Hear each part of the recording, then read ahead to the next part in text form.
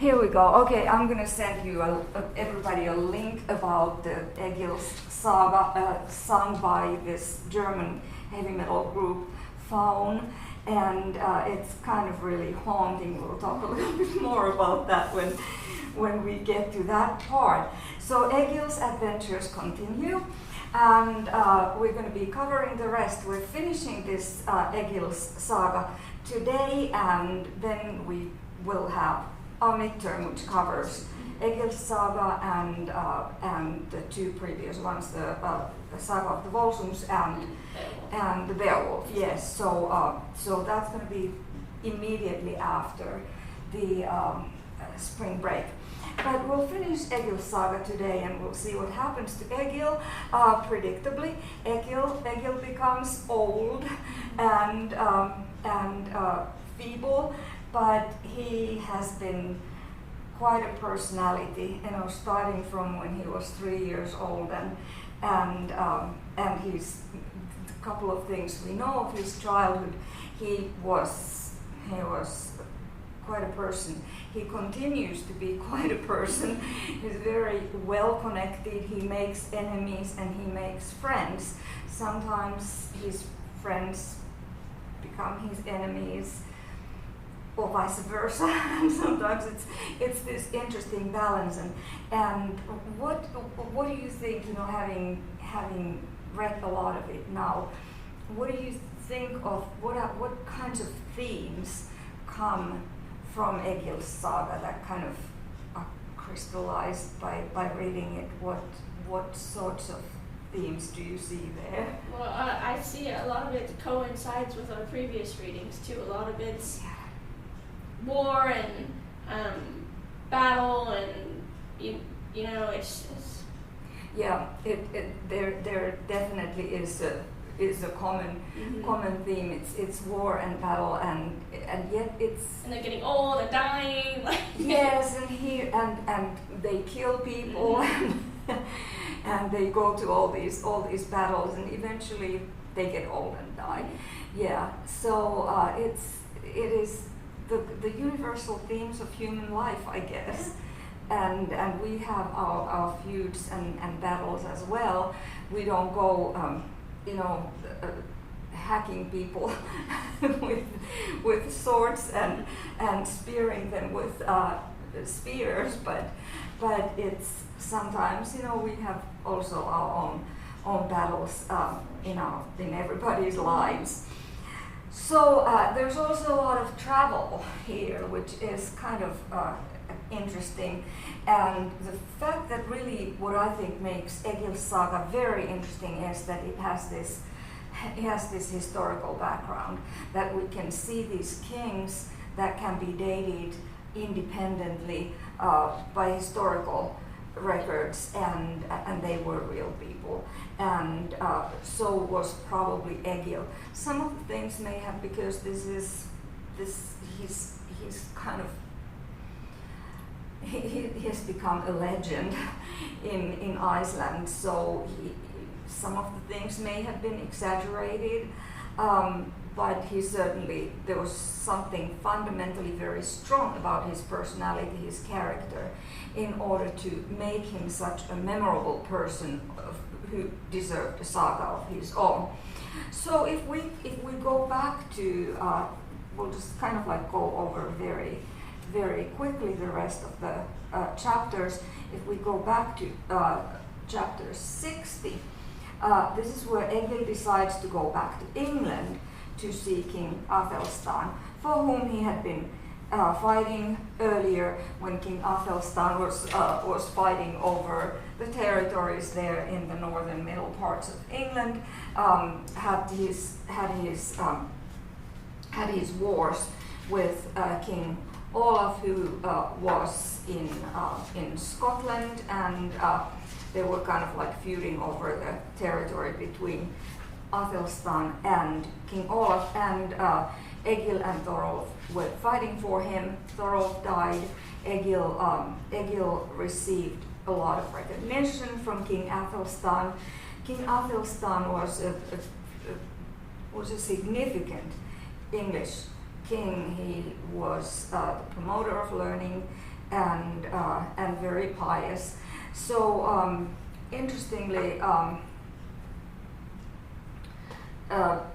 Egil wants to go and see him again because he had been invited there, and so Arinbjörn also goes there. Arinbjörn who is Egil's friend, works for King Eric, and King Eric is also in England at this point. So there's something really ominous about Egil going there. He loses his ship on the way there, and yet he gets there to where Arinbjörn and King Eric are, and he goes and sees Arinbjörn. It's kind of an interesting thing. He sends a messenger saying, tell Arinbjörn if he's interested in seeing Egil Skallagrims, and if he wants to see him either inside or outside. And so Arinbjörn comes outside, and they are old-time buddies. And this is interesting because King Eric hates Egil. Egil hates King Eric, and Gunhild, who is King Eric's wife, hates Egil even more than the king, obviously because Egil had killed their son, so and many other people. So it's understandable, but this makes Arinbjörn's situation kind of unbearable. But he's very good. He's a diplomat. He is Egil's friend, and he works for King Eric, so he has to be very, very diplomatic. So Egil gets to England. He gets a horse and he rides to York. That's where he meets Arinbjörn, and that's on page 110. Then Arinbjörn and Egil and Arinbjörn's men, they decide to go to see King Eric because Arinbjörn wants to make this feud between Egil and the king go away, make good out of it. And Gunhild tells the king, have Egil killed at once. But Arinbjörn makes this, he's a really good speaker, he's a persuading person, and he manages to persuade the king to give Egil one more chance, not to kill him immediately, even though his wife is asking for it. But he says to Egil, okay. Arinbjörn asks that Egil could have one more night, and then the king would decide next morning about what to do with Egil. And how does Egil spend that night? Do you remember? Don't remember. He spends the night by writing a 20-stanza poem about the glory of King Eric. So here we have the ultimate power of words. He actually ends up saving his life by this long poem, which is printed in the saga. Yeah. So this is actually, that's on pages starting on page 114. Yeah. So this is actually Arinbjörn's idea. Egil, you're going to be killed by the king, and probably rightly so because you have been really bad. And however, you're my friend, I want you to survive this. And what Arinbjörn's strongest, most persuasive point is that Egil has come here on his own free will. He wasn't forced to come here. He could have avoided going to see King Eric, but he wanted to go there. And Egil actually behaves while he sees the king, and he spends that long night writing that long poem, memorizes it, and in the morning they go back to see the king. Both Arinbjörn and Egil, they go and Egil presents his poem where he praises King Eric, like Eric that day won great renown. Eric that day won great renown. That gets repeated. Eric fed flesh to the wolf afresh. And so he's killing people, and then so that the wolves can eat it. So we see this kind of a metaphor there. Actually, it's not a metaphor. The wolves came and ate the fallen soldiers. The war-wise king fended a deadly blow. The yew-bow twanged in the battle's fray. Eric fed flesh to the wolf afresh. So it's good literature. It repeats these repeats these key points, and Egil saves his head. So it's on page 119. Egil says another verse. He's quite a poet. He says, "Ugly as my head may be, the cliff my helmet rests upon, I am not loath to accept it from the king. Where is the man who ever received a finer gift from a noble-minded son of a great ruler?" And so he's thanking the king, admitting that the head is ugly, but thanks for saving it anyway. And also praises not only the king, but the king's father, who had been King Harald, who had been the arch enemy of Egil's father and grandfather. So we have this same generational clash here, but sometimes you just have to bow and write a poem. And this is just a great way of showing the power of language, that with language we make enemies, and with language we save our lives even sometimes. So it was quite striking. Egil and Arinbjorn, they have a very strong friendship, and one of the themes of Egil's saga is the friendship, the strength of the friendship, that these friendships, they last lifetimes and often, and very often they kind of like they trump the power of the powerful people, the powers that be. In this case also, Arinbjorn is saying, if you're going to kill Egil, I'm going to be killed as well, and my men. So he offers this thing and his life, his own life, and the king is duly very impressed about it. So after they have appeased King Eric, they decide, Arinbjorn and Egil, they decide to ride to see King Athelstan, who is more to the south, and then there is a nice reunion of King Athelstan, and Egil and the king, they exchange gifts. This is something that happens always when people are friends. They want to make it clear that we are friends, we are backing each other up. Then they exchange gifts very often. If someone is leaving, they exchange gifts, whatever they may be. So 63, we are here taken back to Norway. From England, we're back to Norway, and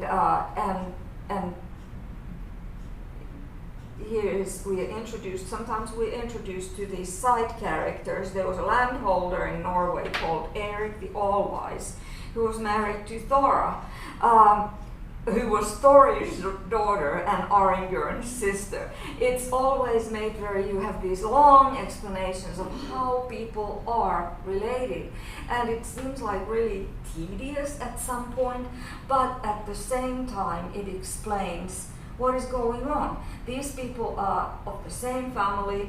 They have some kind of an important bond here, the family bond, and that explains why they behave in a certain way. So Arinbjorn and Thora are siblings, and then Thora and Eric Allwise, who ends up dying, they have a son whose name is Thorstein, and Thorstein then becomes a travel buddy for Egil.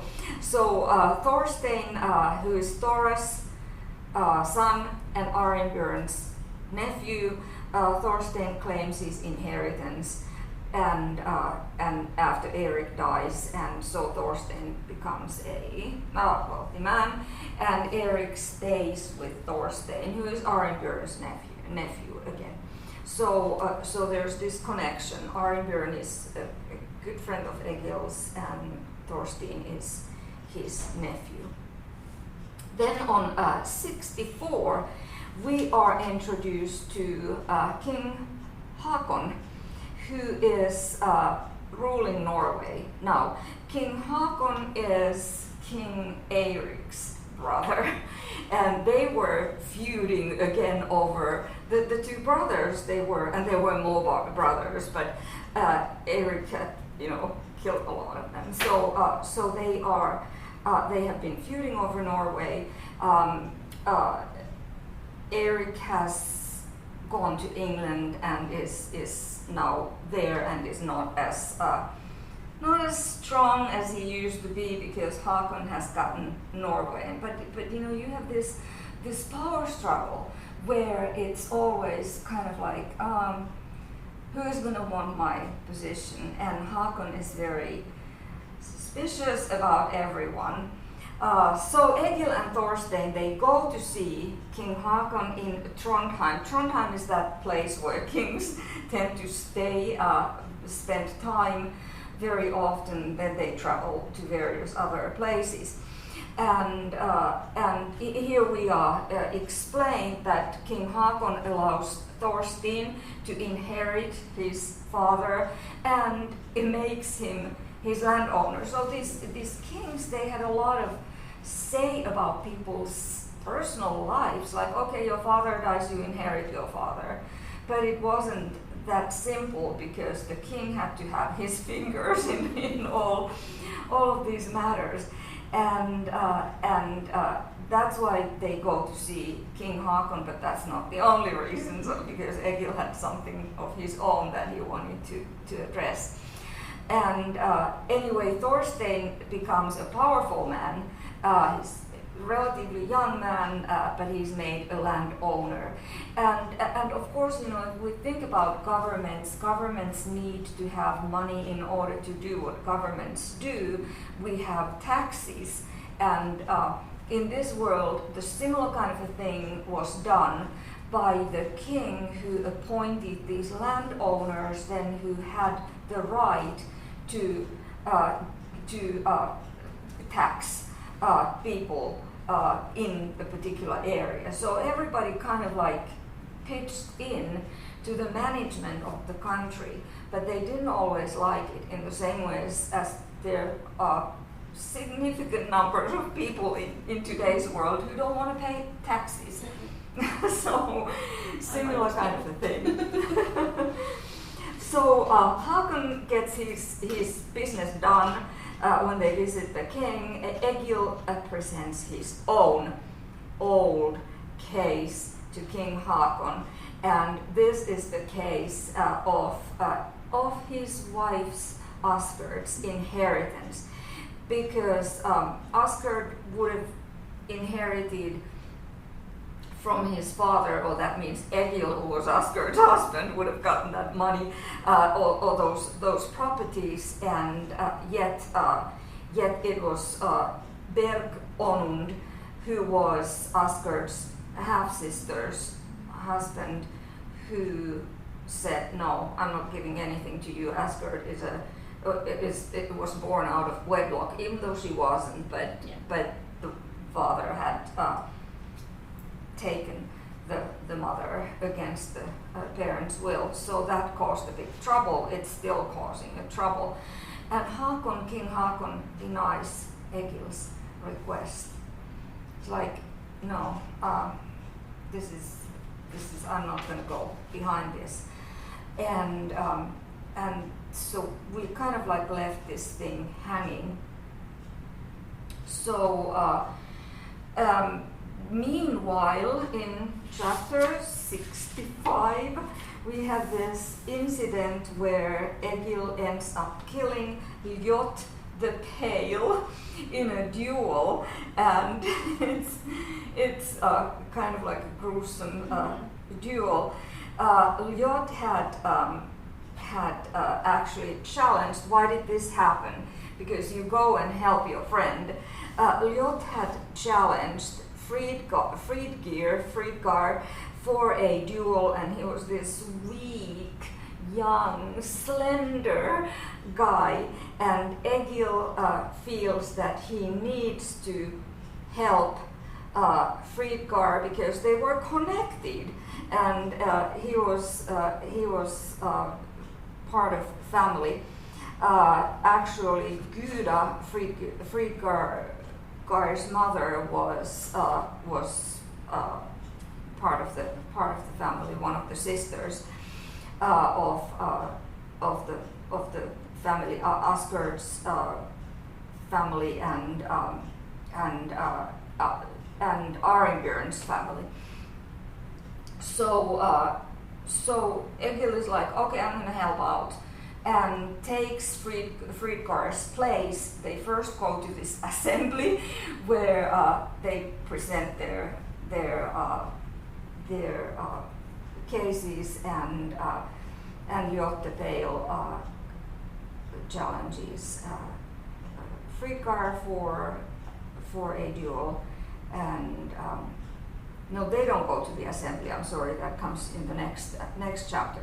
But anyway, so Egil ends up killing the challenger and helping his family, Fridgar, specifically here, and that was like a very generous thing, because he could have gotten killed, but he didn't. Ljot the Pale is referred to as a Swede. Anyway, so in 66, what is happening here? We have Egil going now to claim Asgard's inheritance. Berg Onund was the one who has already been killed by Egil, and his brother has already been killed, but there were 3 brothers, and the 3rd brother, who is Atli the Short, again we have this, physical characteristic giving the name because, you don't have necessarily the last name, so it distinguishes him from other Atlis, and this is on page 127. So this is when they go to the Hula Assembly. Hula is a place, and the assembly happens there, and people from all over Norway come there to present their legal cases, and they don't manage to present their case, so there would be an agreement, and again there is a duel that Atli the Short and Egil are engaged in. Now Atli is claimed to have some magical powers, and we see how the magical powers work during the battle, because Egil is really strong and extremely tall, and yet he doesn't manage to get Atli initially killed, but then he ends up biting his throat. So he eventually dies, and now Egil has killed all the 3 brothers who had illegally taken all of Egil's wife's father's property, and yet there will be some Egil has to go there. He has now killed the owner, and he has to settle the feud with the family. so he goes back to the island. Okay, so we have a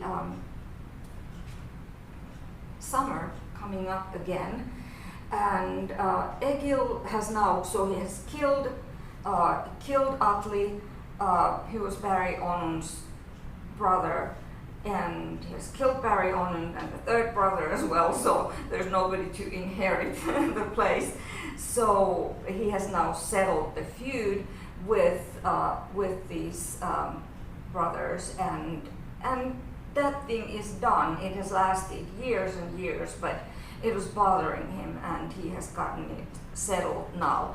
So he is ready to, in the summer, next summer, to go back to Iceland, and there he goes back to his farm, the farm, Skallagrims farm, which is called Borg. And here we have Egil with his wife Asgard, who used to be Thorolf's wife, Egil's older brother's wife. And then these two have children. Thorgerd is a girl, and Bera, yes, is another girl, and then Borvar, who is a boy. I use these to kind of make clear, because the names don't always, they're not necessarily They're definitely genderless. Yes, they look genderless to us, so it takes a little while to figure out that certain names are only used for girls and certain for boys. So these are the ones that are mentioned. Thorgerd and Bera, they end up growing up and getting married. Eventually, Thorgerd marries Olaf. These were good marriages. Bera marries Ozur. Egil approved, and these were solid men, so he gave his daughters, and the daughters agreed too. So they grew up and had happy marriages. What happens to Borvar? Dies. He dies. He ends up drowning, and that is a horrible thing for Egil, because what Borvar was doing when he drowned, he went to pick up some stuff that some wood that Egil had bought in a marketplace, and he volunteered to go with 5 other men. He was very young then still, and everybody drowns. There's this huge storm, and everybody drowns, and Egil just almost loses his mind because of his sorrow. Gunnar ends up dying as well, so Borvar dies, Gunnar dies. Thorstein grows up to continue the saga. But back to 68, here we get these, so kind of like these parallel stories that, of course, this is Egil's family's saga, but at the same time it couldn't be told unless we also heard the story of the kings of that current time, because they were the important people, and who kind of like could meddle with even small facets of regular people's lives.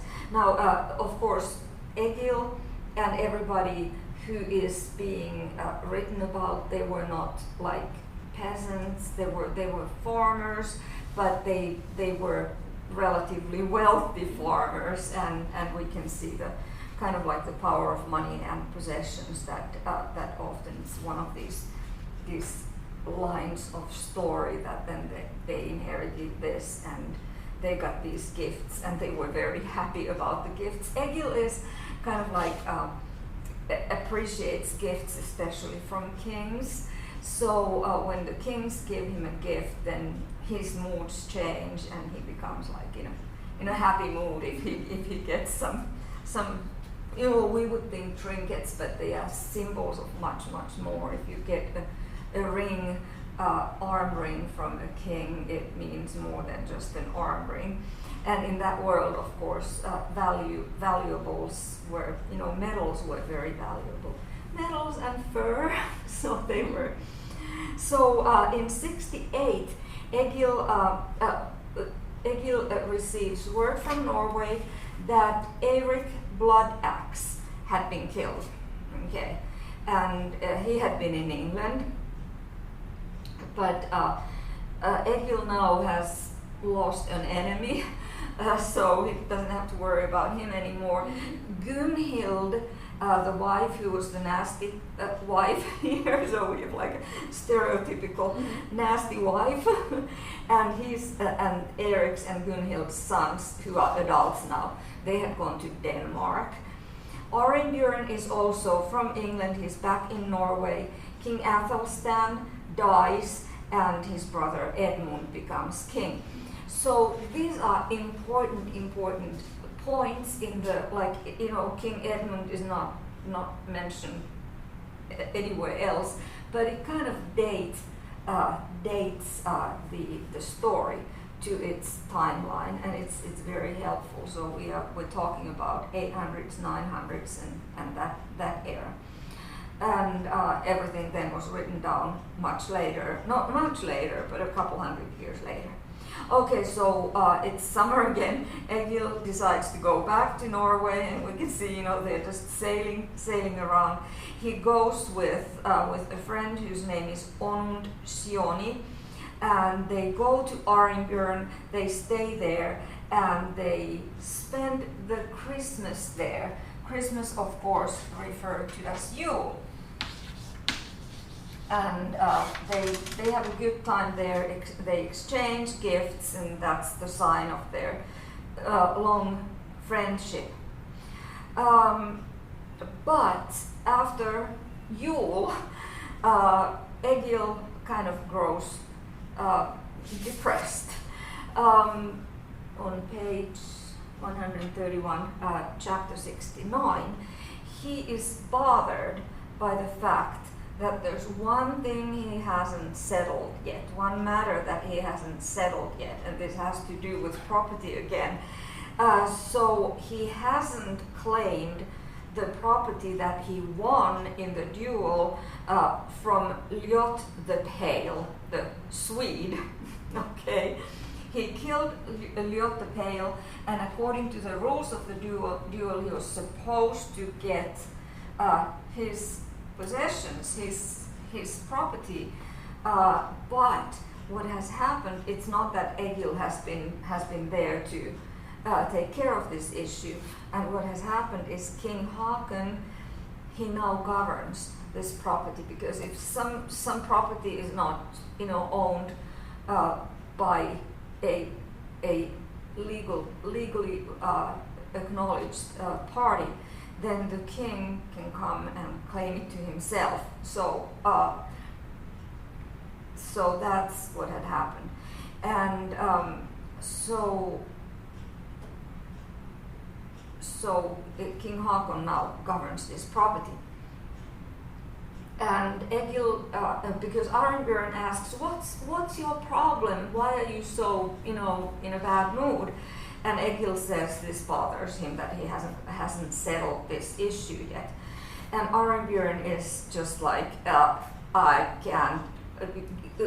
Egil asks Arinbjorn to help him to gain this property, and Arinbjorn he has already done so much for Egil, saved his head, for instance, and he's just like, drop the matter. On page 131, drop the matter. I'm not going to be aggravating the King Haakon with such a small thing. But does Egil want to drop the matter? No. And again, it's Arinbjorn who has to go to the king to help Egil. And what happens here is interesting, because this kind of triggers King Haakon's suspicion against Arinbjorn.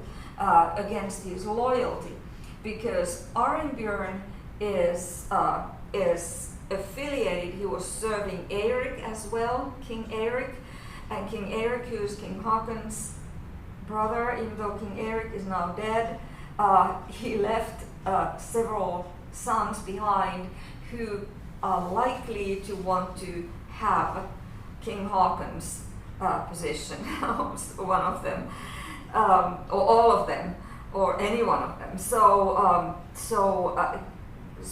because of this connection, because Arnbjorn wants to be everybody's friend, and so he has been King Eirik's friend, he's Egil's friend, he wants to be serve King Haakon, and King Haakon is very suspicious. How can I trust this person who has also served my brother, who is my enemy, because he wanted to also rule the same thing. So there's a really clear connection between Arnbjorn and the dead King Eirik, because Eirik has a son whose name is Harald, named after his grandfather, obviously, and Arnbjorn has been Prince Harald's foster father. So we have this fostering system, which was kind of like meant to create these connections between powerful families, and they did. That's what this system created. But here, it has created a bond between a potential enemy, a potential danger to King Haakon. So King Haakon is like, I'm not going to help you. And so it's summer again, and Arnbjorn and this is 70. Arnbjorn and Egil, they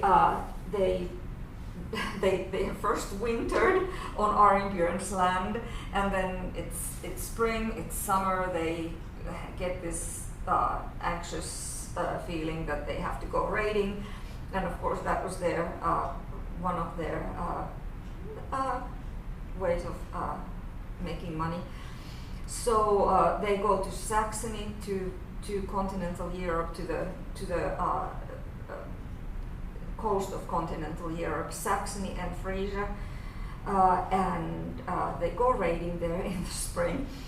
They meet these villagers. The villagers are terrified by the Vikings, and they flee, and then they gather forces, and then there are battles, and the Vikings win.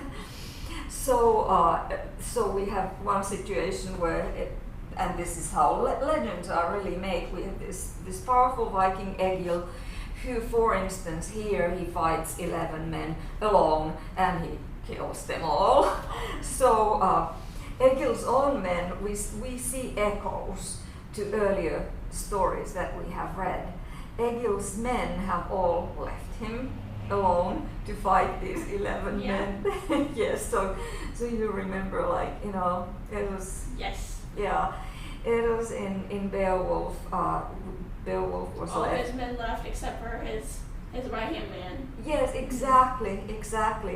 Wiglaf was the only one who stayed, was loyal, and so we see this, and this again. This is if we think about these broader themes in these stories, the friendship and betrayal. So it is what happens with humans. We have good friends, we have loyal friends, but then there may be people who betray you. Oh yeah. You're left totally alone to fight the dragon or 11 Frisians. Yes. So Arnbjorn and Egil, they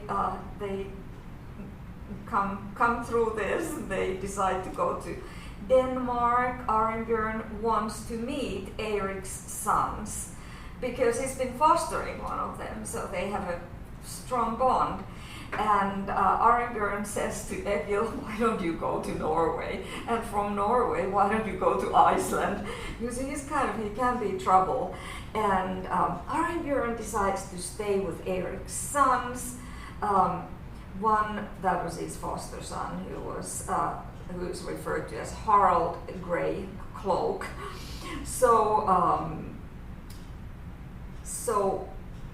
Haakon in Norway, King Haakon, had been suspicious of Arnbjorn, and it seems that there was some basis for that suspicion, because that's where Arnbjorn decided to stay. So he had been, to an extent, he had been right. So Egil doesn't stay there. He's pretty much told, you go back to Norway with the other men, and from there to Iceland. And he goes to this place which is called Vik, which is between what is now today if Norway is here, if Sweden is here, this would be the area, the general area, and it just means in Scandinavian bay. So his Egil's merchant ship has been there waiting for him to come back from his raids, and he does come back. So he goes and collects his ship from there, and he goes to he stays with Arnbjorn's nephew, whose name is Thorstein, and that's Thor's son. So we have these kinship relations again. So Thorstein ends up like entering the saga for a little while. And then we have, in 71, we have a flashback to the kings again. So going back to Harald Fairhair, and then King Haakon, who's Eric's brother, who wants to re-establish an old rule over. So Egil is here, and there has been this tradition that the Norwegian king rules this part, which is called Värmland, and today it's still there, and it's part of southern Sweden. It's in southern Sweden, and that was an important area to collect tribute to the king, and there has been just so much fighting between the family, the king's family, like Eric and Haakon, that they had kind of neglected to collect the tribute from there. They didn't know who is going to be ruling there. And now King Haakon, who is now the Norwegian king, he wants to re-establish the old rule over Värmland and start collecting tribute from there. Now, Värmland is ruled by Ormvid,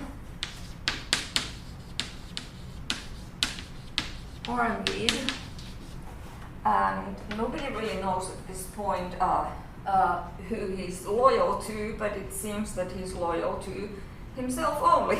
And King Haakon wants to have Thorstein, who is Arnbjorn's nephew, who lives here in this area, this Vik area, to go and collect tribute from Värmland, and this is his order. It's King Haakon's order that Thorstein has to go and collect tribute in Värmland. Now Egil is there staying with Thorstein, and this is kind of like blackmail. Either you go or I will take your lands. And Egil is like, this is a dangerous situation, but in a way Egil volunteers to go there instead of Thorstein. And then they start preparing for this expedition.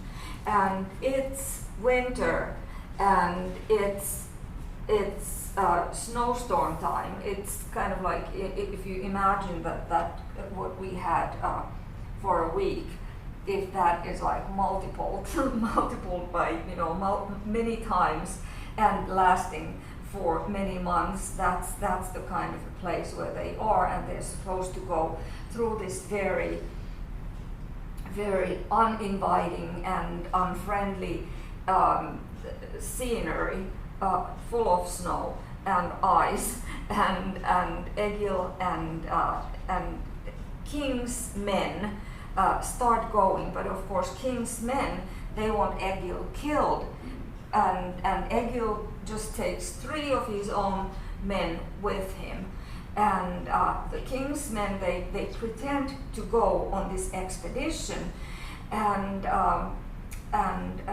they leave, but they travel through the snow, and it's very tedious.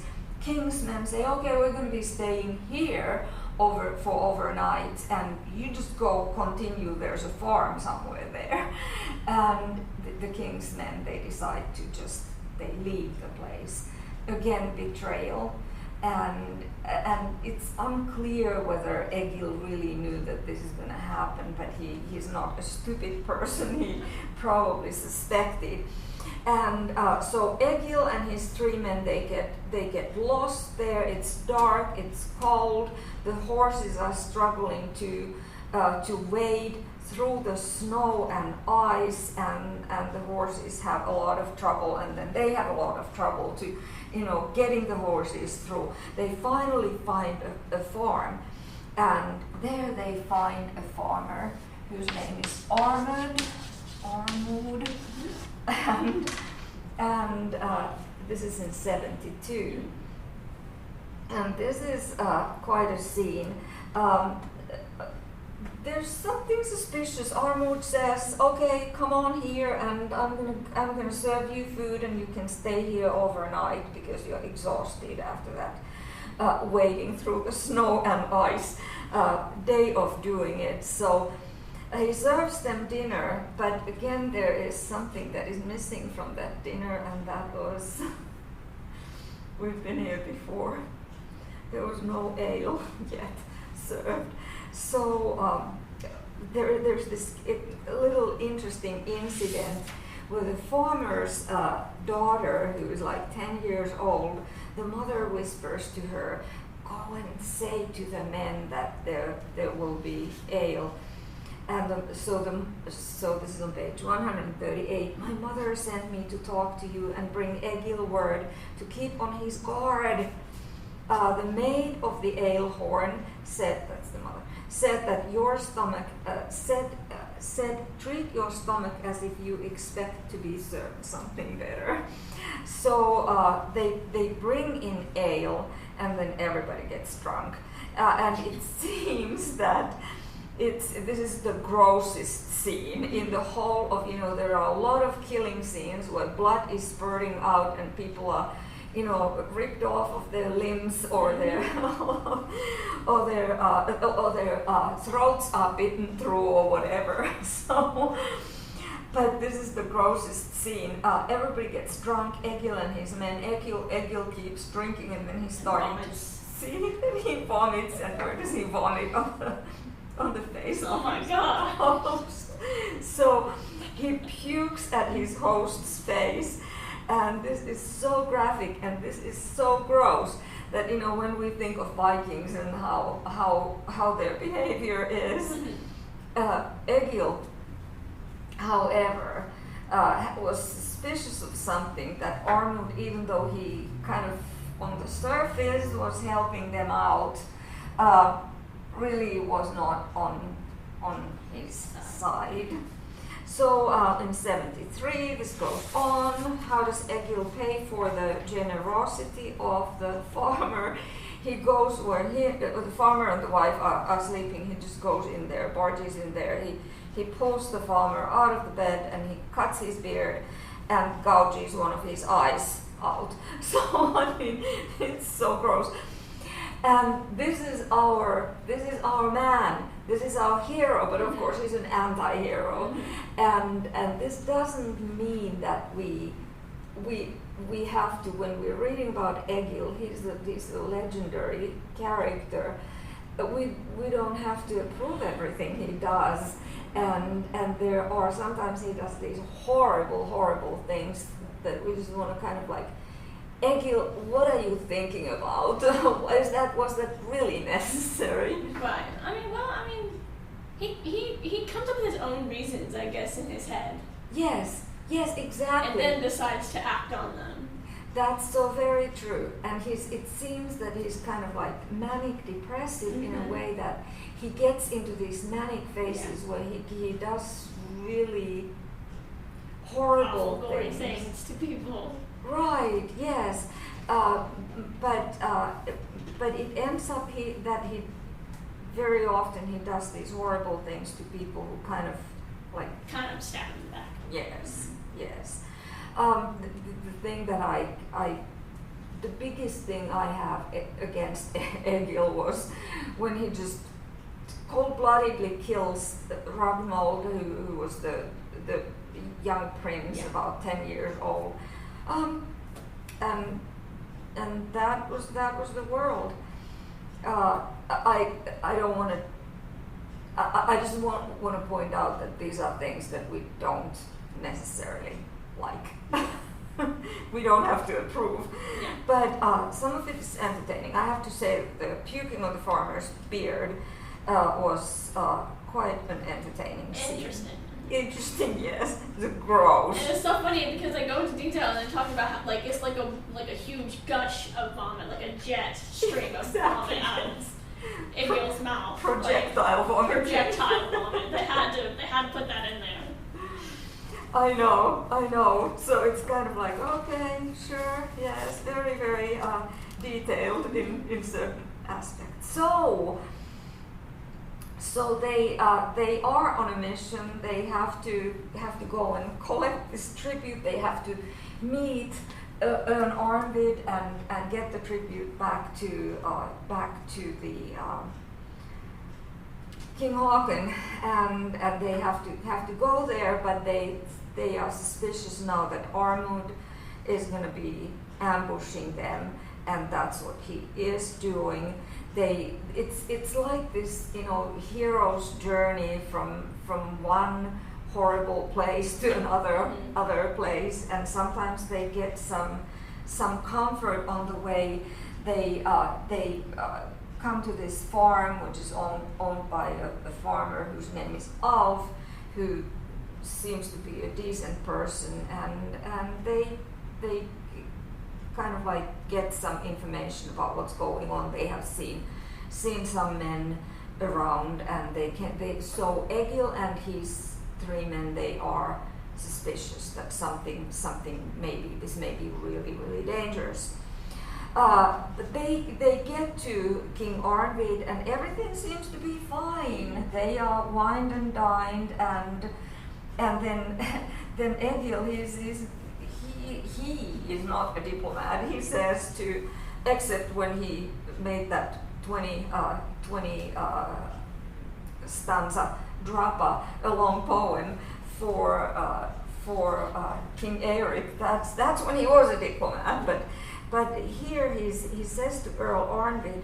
Of course, Earl Arnvid is being suspected by King Haakon that he is there. There are these rumors that he's actually taking the tribute to himself, not sending it to King Haakon from that land. And so Egil says you have to give you can give the tribute. You have to give that tribute, silver and furs, to King Haakon. And Arnvid said, okay, I'll send it with you, and gives him some silver and some furs, but Egil kind of sees that this wasn't as much as he should be sending to the king. So he says, I'm going to tell the king that this is the situation, and Arnvid, the Earl, sends his hitmen after Egil, and then we have this interesting situation again where the hitmen are in ambush, and Egil kills again them. So there were 30 men and 5 survived, and on the other side you have Egil and his 3 men. So that's how you become to be the key part of a legend when you do something really really great. But let's get Egil to his old age. He goes back to Iceland. Eventually, he becomes old. He continues to be. The author refers to him as he's living a quiet life, but people still didn't want to bother him, so aggravate him. What we have here if we skip to 88, Egil Skallagrims lived a long life, but in his old age he grew very frail, and both his hearing and sight failed. He also suffered from very stiff legs. Egil was living at Mossfell with Grim and Thordis then. Thordis was Egil's stepdaughter, Asgerd's daughter by Egil's older brother. One day Egil was, who was dead, one day Egil was walking outdoors. So we have this old geezer, Egil now. He's walking outdoors alongside the wall when he stumbled and fell. Some women saw this, laughed at him and said, "You completely finished, Egil, now that you fall over of your own accord." Grim replied, "Women made less fun of us when we were younger, and I expect they find little of value in our womanizing now." Egil said that things had reached that pass, and he spoke a verse, and this is the funniest verse in the Egil saga, I personally think. "My head bobs like a bridled horse, it plunges boldly into woe. My middle leg both droops and drips, while both my ears are dry." So he admits, okay, I'm old, and he's got this incredible sense of self. He says, "Oh, my head, ugly as it is, no, I'm old and I have these old man troubles," and